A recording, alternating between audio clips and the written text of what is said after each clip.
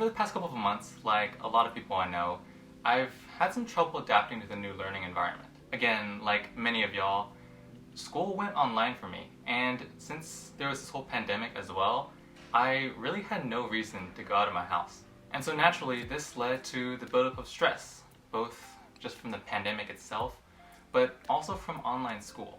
But I think I've learned a lot of things, especially in terms of stress management, that has really helped me get through both this semester and this pandemic. And with the next semester being online for me and a lot of people, a lot of you guys as well, I thought it'd be nice to kind of share what I've learned throughout this semester and throughout my experience with online school.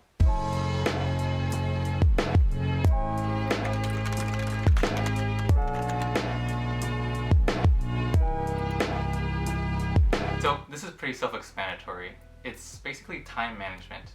You know, how will you spend your time? What will you spend your time on? There are plenty of tips out there that talk about time management, and trust me, I've looked through a lot of them. But the one most important thing that I personally do for time management is making a schedule. Whenever I'm in class and an assignment or a project gets announced, I make sure to take that in my notes so I can really plan out how I'm going to complete it and when I'm going to complete it in my schedule. Of course, one thing to note is if you're not doing this already, put your classes in your schedule. It'll help you so much, both in terms of just knowing when your classes are and then knowing to plan around them. And then at the beginning of every week, I go into my Google Calendar, I take a look at all the assignments, all the projects, all my extracurriculars, everything that I've taken down, and then with those, I plan out in my schedule blocks of time where I'm focused on doing one task and one task only. That way, at the end of my planning session, I know for a fact that if I follow this schedule, then I will be able to finish all my assignments, all my projects, as well as do any extracurriculars that I wanted to do. And it's not just about making a schedule. That's really only half the battle. The other half is actually sticking to your schedule. Honestly, one of the most unproductive things that you could do is spend like an hour and a half of your day planning out your next week, and then as the days goes by, you start procrastinating, you start moving your to-dos into the next day, and then the next, and so on. And then by the end of it all, you're really not planning your week out. You're just going by the flow. And if that starts becoming a habit, that's really when things get pretty bad. So whenever I plan things out, I make sure that those blocks of time are reserved specifically for doing that task. That means getting rid of distractions, it means closing your phone, putting it face down. Anything that helps you stay focused, do it. What you'll probably end up finding is that when you are actually focused on doing a specific task for an extended amount of time, the task that you think takes, X amount of time actually takes significantly shorter because you're really focused and productive on doing it at that moment. So not only will this relieve stress, but it'll really give you more free time. And that is honestly the essence of time management. Being able to complete everything that you want to complete while having as much time as possible to do the things that you want to do. And that's really why I wanted to talk about this first. Because if there's anything that I want you to take away from this video, it's the ability, the skill to plan things out, as well as the discipline to follow it through.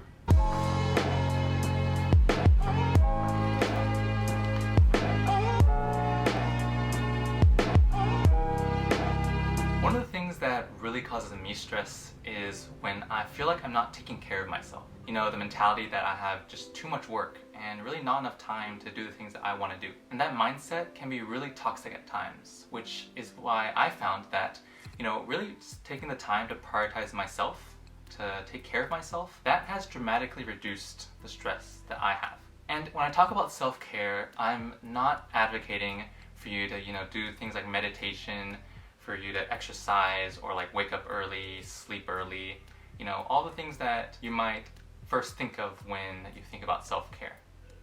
Of course, that may work for some people, and if it does, then by all means, go ahead and do that. Go exercise, go sleep earlier, go wake up earlier. But what I'm talking about when I'm saying self-care is something much more general. It's simply doing the things that make you happy, doing things that eases your mind and your body. But then you may be asking, if I spend all this time taking care of myself, doing the things that I want to do, really won't that just cause me more stress because, in the back of my mind, I'm constantly thinking about the fact that I need to finish this or finish that? And the answer to that is both yes and no. Yes, in the sense that you're doing things that you think is self-care, but actually isn't. For instance, I know this whole super productive lifestyle of waking up at like 6 a.m., working out for an hour at least 4 days a week, spending exactly 2 hours every day to relax, and then the rest of the day to work. That has been pretty popular as of late. But that's just not the lifestyle that fits some people. And if you're trying to force yourself to do these things, that just isn't self-care anymore, even if you think it is. But if you're really doing the things that you enjoy,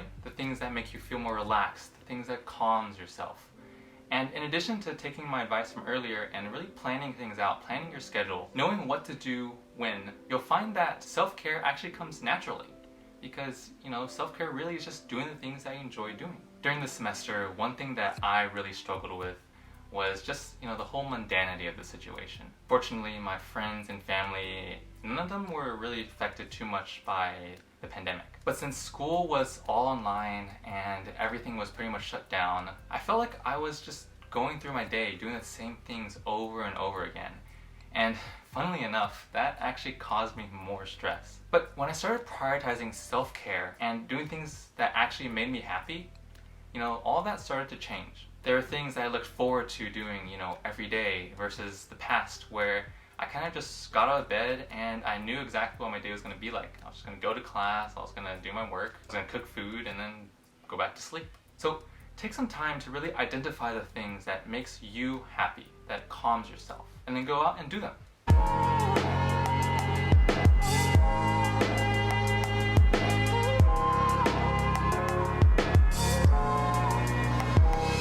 For me, it's not really the difficulty of the task that gets me stressed. It's when I'm trying to juggle multiple things at once. But I think, honestly, one of the reasons why, that stresses me out more than the difficulty of a task is because we're just not built to multitask. We're really good when we're, focused in on doing one specific thing, and really bad when we're trying to do multiple things at once. And this applies to our mindset as well. Taking things one step at a time is a way for us to focus in on doing one thing and one thing only until we complete it. I think you can always break down the process of finishing a big project or finishing a homework assignment or just any task in general into smaller steps. So really put yourself in that mindset of taking things one step at a time. When I started doing that, not only did my planning skills improve, when I was planning my week out, but I became even more productive because I could really see what I needed to do right in front of me.